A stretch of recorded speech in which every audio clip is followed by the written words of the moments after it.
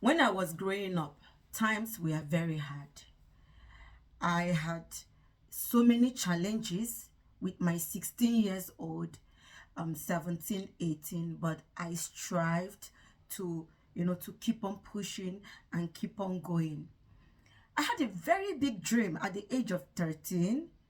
And when I was getting to 15, 16, I was not getting discouraged, but rather I was seeing a lot of challenges, things that could make me not to meet that dream that I had at the age of 13.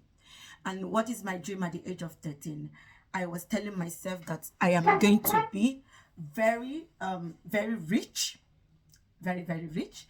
And I told myself that I'm going to be very blessed, that I'm going to, see around the world. There was some kind of desire I had as a child that I'm going to be flying around the world, going to um, so many places. But France was one of my best place in mind, as in those days when I was 13, 15, 18. I was already thinking about going to Paris, France. That was one of my best places. I didn't know that I'm going to end in Switzerland, though, but I'm grateful that I am here in Swiss. So I was always thinking that I'm going to travel and I'm going to make a lot of money. I'm going to be independent woman. I'm going to be a business woman. I had already started thinking with 18. I already started thinking about how to, make a lot of cash, make a lot of money, but in a very, very sincere way.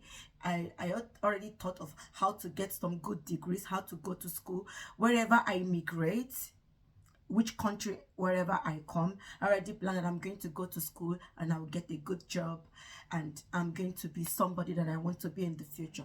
Because the reason why I decided so many stuffs at this little age is because of the background where I was coming from. I wasn't coming from a very good family. I wasn't coming from a good background. I had a very rough childhood. I had an auntie who took me in, who took me from my mother. She beat the hell out of me. So with all those beating and all those kind of experience I had as a child made me to have a very strong mind to, to take whatever risk I want to take in my life, because I was so beaten to the stupor of death. Then I was like, what is different between dying in this time and traveling out? So what is the two different reason? So one day I made up my mind that I'm going to travel out, because the kind of suffering and the kind of beating and the kind of insult that I get from my relations, because I grew up with my relations. First, I grew up with one of my auntie in Lagos who beat the devil out of me, that shaped me. That beating me shaped me into the person I am today.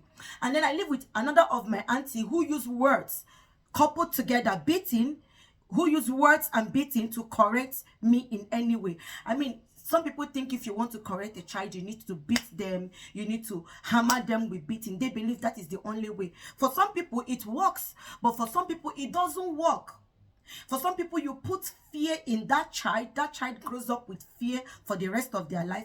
For some people, it makes them to be strong and they can stand for whatever storm that comes their way. That is somebody like me. Today, I'm not afraid of anything because I was beaten to the stupor of death. So I wasn't afraid of any other thing. I'm like, okay, if I can be beaten at this age, well, I can also go to where I am not known. I can travel to anywhere. If I have experienced a lot of things in my country, I can also travel to any other country and experience things, to experience other life. So I was so hardened and mind up. My mind was made up to visit other countries. And I believe that in other countries, as young as I am, I believe that in other country you will have rights. Women do have rights outside. So, I mean, anybody that lays their hand on me, I know what comes after. I will be suing you. So with this mindset, that is how I try to, grow up. That is what I gave myself. And I grew up with it, that I will not allow anybody to put their hands on me again when I am an adult.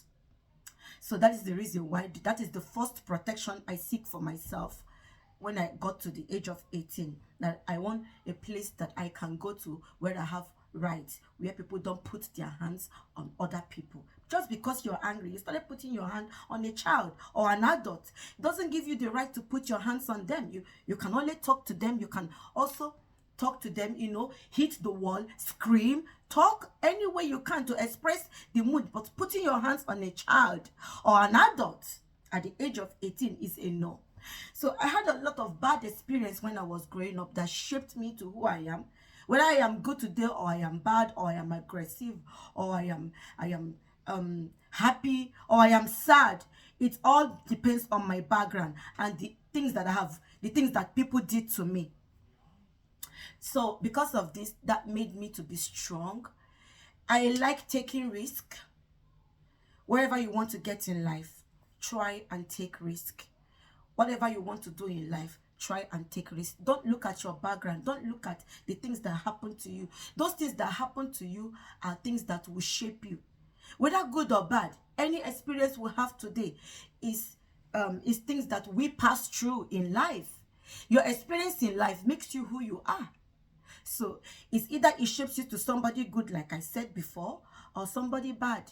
It either make you a good person to bring good tidings to your community, or it makes you a hardened